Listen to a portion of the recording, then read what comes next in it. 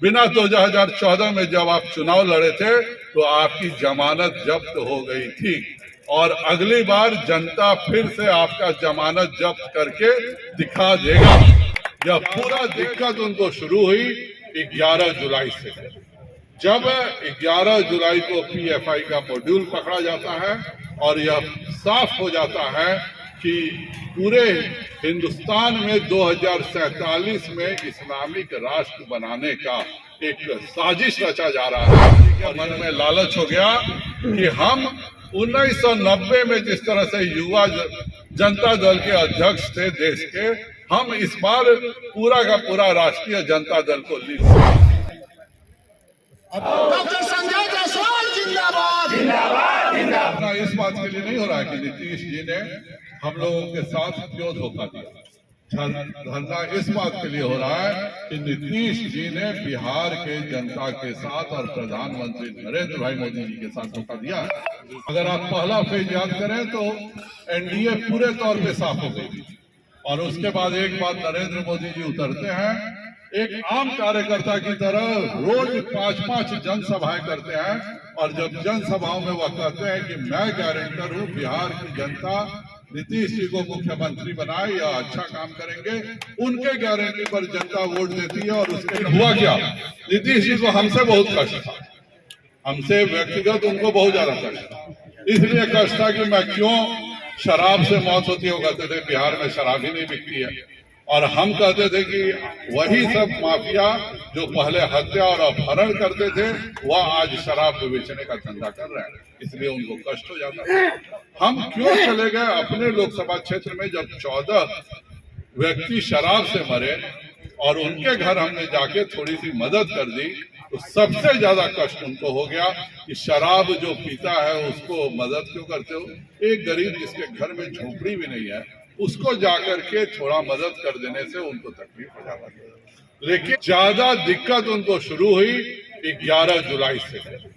जब 11 जुलाई को पीएफआई का मॉड्यूल पकड़ा जाता है और यह साफ हो जाता है कि पूरे हिंदुस्तान में 2047 में इस्लामिक राष्ट्र बनाने का एक साजिश रचा जा रहा है और यह जब सभी अखबारों में सभी टीवी चैनलों पे आता है तो उनके कुछ गुर्गों को सबसे ज्यादा परेशानी हो जाती है, इसलिए कि उनके सीनियर अफसर इस काम में संलिप्त रहते हैं।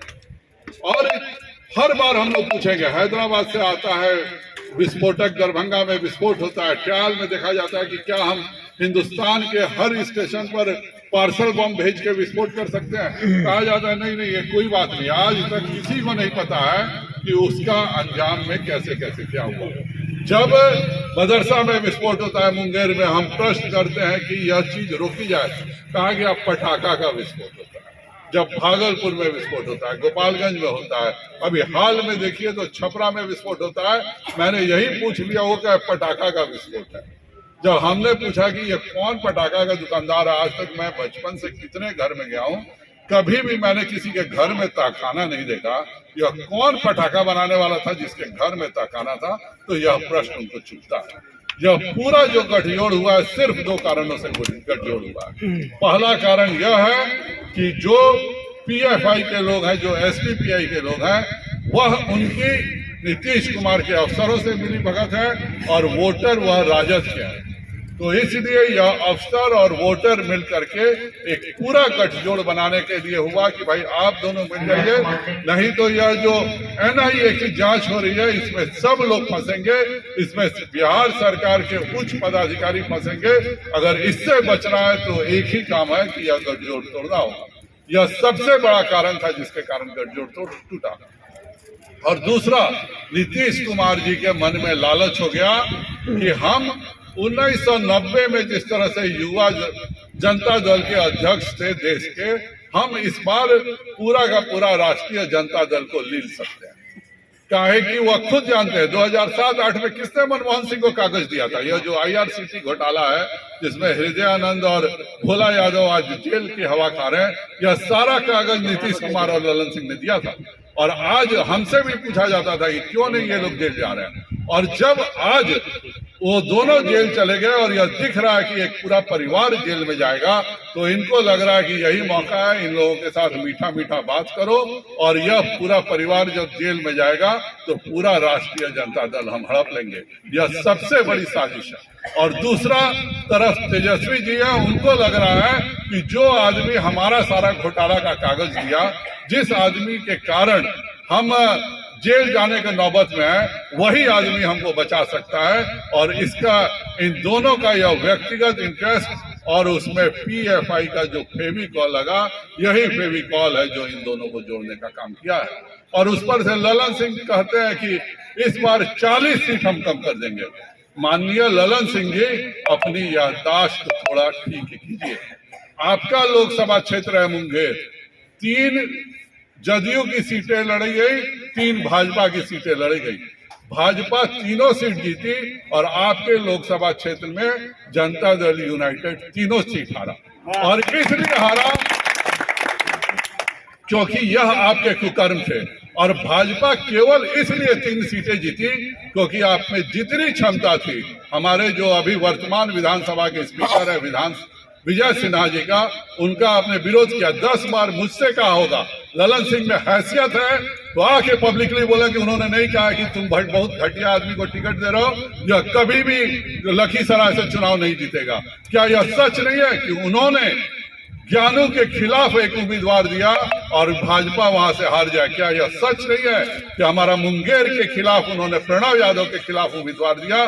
चूंकि जनता को यह लग गया कि यह तीनों सीट पर विरोध कर रहे हैं, इसीलिए तीनों सीट पर भारतीय जनता पार्टी जीत गई और जनता दल यूनाइटेड खत्म हो गया। यह आपके कर्मों का नतीजा है। और आप बोलते हैं 40 सीट साफ हो जाएगा। बिना 2014 में जब आप चुनाव लड़े थे तो आपकी जमानत जब्त हो गई थी, और अगली बार जनता फिर से आपका जमानत जब्त करके दिखा देगा। 14 में तो वह वादा था कि हम अच्छा काम करेंगे। आज गरीबों को जो 2 साल से मुफ्त में राशन मिल रहा है, आज जो हर गरीब को घर मिल रहा है, हर गरीब को शौचालय मिल रहा है, यह सब मिलने के कारण हमारे विरोधियों को कष्ट होता है। लेकिन भारतीय जनता पार्टी को हर गरीब, दलित, शोषित, पीड़ित, वंचित सभी सीटों पर जिता करके 2024 में बिहार 40 सीट जिताने का काम करेगा। पिछले बार तो हम 39 पर रह गए थे, हमने 5 सीट की कुर्बानी दी थी और आपको 16 सीटों पर जिताया था। इस बार फिर आपका हश्र वही होगा।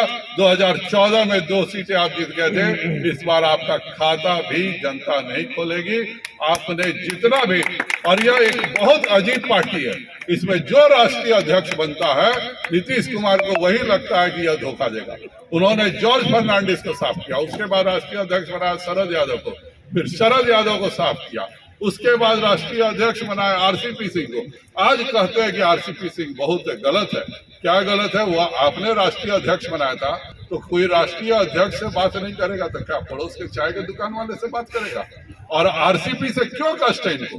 केवल इसलिए कष्ट है कि पहला बार कोई ऐसा राष्ट्रीय अध्यक्ष गलती से बन गया जो बिहार के हर जिला में घूमना शुरू कर दिया। ललन सिंह का भी रिकॉर्ड बरकरार है जदयू में, ललन सिंह को भी पार्टी निकाल चुकी है। तो यह एकमात्र हिंदुस्तान की पार्टी है जिसके सारे राष्ट्रीय अध्यक्ष अपना जनता दल यूनाइटेड को छोड़ चुके हैं। यह रिकॉर्ड दुनिया में किसी दूसरे दल को नहीं होगा, और यह बताता है कि नीतीश जी की दगाबाजी की कितनी फितरत है।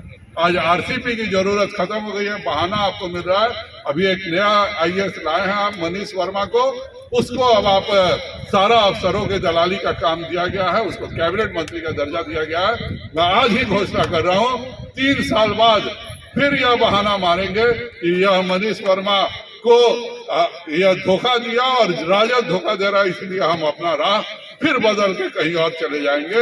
यह इनको बहाना करने का है।